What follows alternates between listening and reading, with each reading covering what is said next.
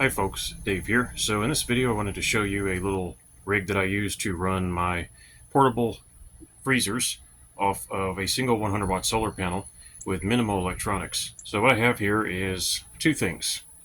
One is you need some capacitance. So with no battery, you got to have capacitance. You can use electrolytic capacitors, but you're going to need a big one or a lot of small ones. What I like to do is use a supercapacitor, which is a little more complicated. However, if I had a large electrolytic capacitor here, then that would be very simple. You just put it in parallel with your DC load, your solar panel, and hook the freezer up. So the supercapacitor, I'll be doing more videos on those later. Right now I'm just going to focus on the freezers. Large amount of capacitance, and that takes place of the battery.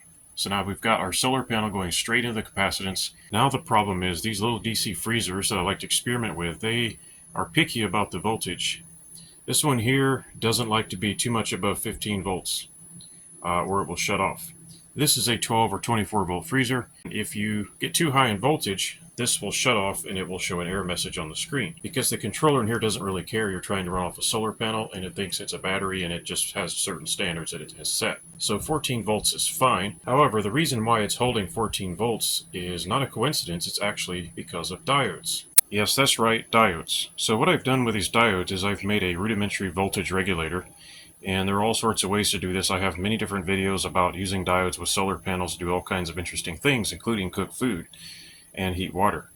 But you can also use them as a very, very crude voltage regulator with a solar panel, and they'll help regulate the voltage. Probably should have picked bigger diodes for this bench test here, but anyway, I'm using what I have. I have a fan cooling the diodes because they get hot. So what these diodes are doing is they are going to clamp the solar panel voltage and keep it from getting too high.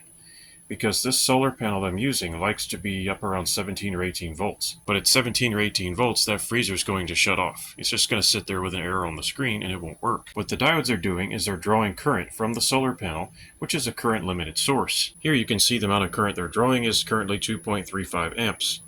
But that's going to change as the conditions outside change.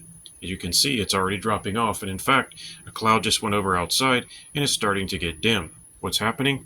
The diodes are regulating. They're starting to back off and draw less current. So the diodes here are acting like a very crude and rudimentary voltage regulator, and they're clamping the voltage of the solar panel, depending on how much power there is, to be right around 15 volts. You can set it to whatever you want. You might have to do some trial and error. This little freezer or fridge here is actually running directly off that 100 watt solar panel and a supercapacitor all day for free. Doesn't require any fancy electronics. The electrolytic capacitor is a cheaper option. It's going to hold less power, but it still works. And you won't believe what I've done with that supercapacitor and just a couple of 100 watt panels. That's going to be shown in future videos on this channel. As you can see now, the diodes have backed off to essentially drawing zero current. They're not drawing anything right now. And that's because the voltage of the solar panel array is about 13 volts. Due to voltage drop in the wires, the freezer is only seeing about 12.5 volts, which is fine.